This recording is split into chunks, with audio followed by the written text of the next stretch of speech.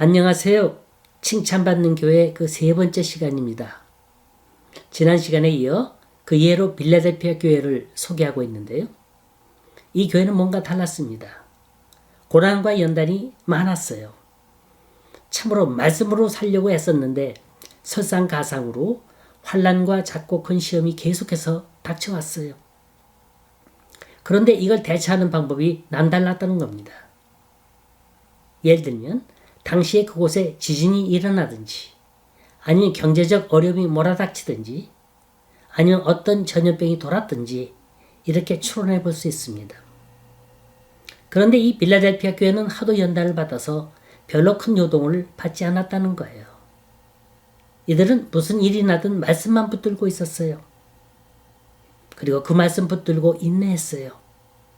이게 바로 큰 위기 때 보호받는 길인 줄 믿습니다. 일반적으로 주님의 말씀이 더디 이루어지는 이유가 있어요. 그건 하나님께 있는 게 아니라 바로 우리 인간들에게 있습니다. 그럴 자격이 갖춰져 있지 않은 거예요. 우리 인간들은 어떤 어려운 상황이 닥치면 그 상황만 잘 해결하면 된다. 그렇게 생각하지만 하나님의 계획은 그게 아니에요. 그 인간이 변해야 돼요. 그 중심이 바뀌어야 합니다. 제가 피부 알레르기로 몇 년간 고생한 적이 있습니다. 그 당시 느끼는 게 하나가 있어요. 그건 근본 치료를 해야 한다는 거예요. 비타민 먹고 영양제 먹고 연골 바른다 해서 그게 낫는 거 아닙니다. 이 병의 원인이 어디에 있는지 알고 근본 치료를 하는 거예요.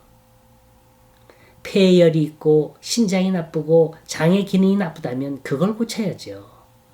가려움증 약 바르고 항생제 약 바른다고 해서 그게 낫습니까? 감기에 자주 걸리는 사람이 있어요. 그때마다 감기약 먹고 그때마다 그 상황을 모면한다면 그 사람은 면역체 자체가 다 파괴되고 맙니다. 왜 내가 감기에 쉽게 걸리는지 그 이유를 알아야 될 거 아닙니까? 그 근본을 고쳐야죠. 감기약만 자꾸 먹어대면 그 속이 뭐가 되겠어요? 의사들이 그러잖아요. 양약은 한쪽은 고치지만 한쪽은 병 들어간다 그럽니다. 우리의 신앙의 연단도 마찬가지입니다. 우선 사람의 근본이 변해야 돼요. 내 속에 들어있는 죄의 본성이 속속들이 빠져나가야 되는 겁니다.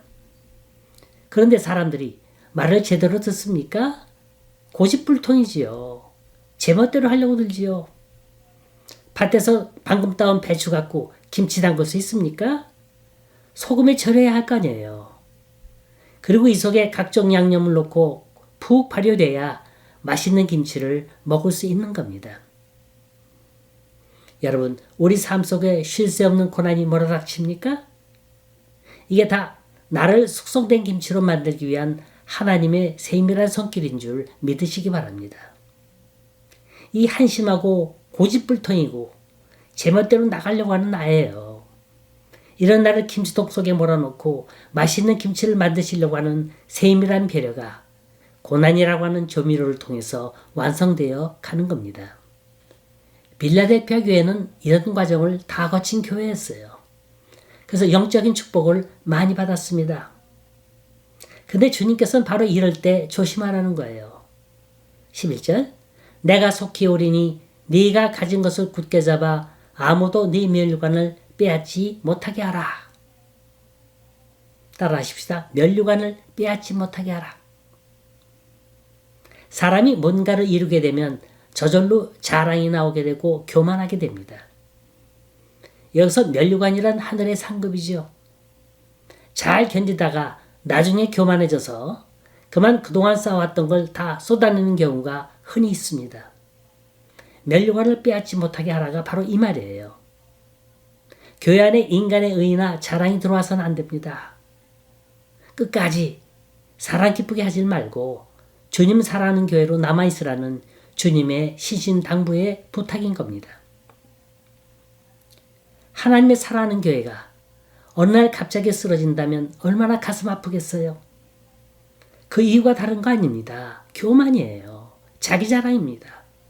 하나님 뒤로 하고 날 내세웠다간 그 상급을 다 빼앗기고 말 겁니다. 마지막으로 이기는 자에겐 성전의 기둥이 되게 하시겠다는 거예요. 12절 이기는 자는 내 하나님 성전의 기둥이 되게 하리니 그가 결코 다시 나가지 아니하리라.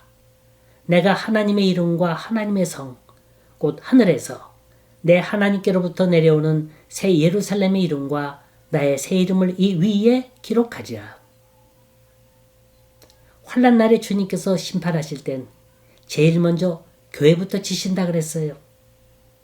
그 멀쩡하던 교회가 펑펑 나자빠지는 거예요. 왜 그래요? 그동안 교만했어요. 말씀이 사라졌습니다. 성령이 사라졌습니다. 맨날 행사나 하고 잔치나 벌렸어요. 사람 기뻐하는 일을 했지 성령이 기뻐하시는 일 하질 않았습니다. 그런데 끝까지 말씀 붙들고 인내하면서 신앙을 지킨 자들은 성전의 기둥이 되게 하신다는 거예요. 자, 그 기둥에 세 가지 이름을 새기는데 보세요. 그게 어떤 건지. 바로 하나님의 이름과 새 예루살렘의 이름과 우리 주님의 이름입니다. 세상 사람들은 알아주지 않았지만 하나님은 이를 인정해 주셨어요. 그리고 그들이 섬겼던 신앙과 복음을 이 새 이름으로 보증해 주시겠다는 거예요. 이게 장차 빌라델피아 교회가 받아야 할 빛난 면류관인 겁니다. 오늘 빌라델피아 교회가 우리에게 가르쳐주는 교훈이 뭡니까? 결코 세상적으로 무리할 필요가 없다는 거예요. 감당할 수 없는 일 벌리지 말라는 거예요. 다른 교회가 하는 사업, 그 방법 흉내낼 필요도 없는 거예요. 그저 우리에게 맞는 믿음의 분량이 있습니다. 이걸 인정하면서 진실하게 거룩하게 내 믿음 지키면 되는 겁니다. 세상의 평가와 주님의 평가는 다릅니다.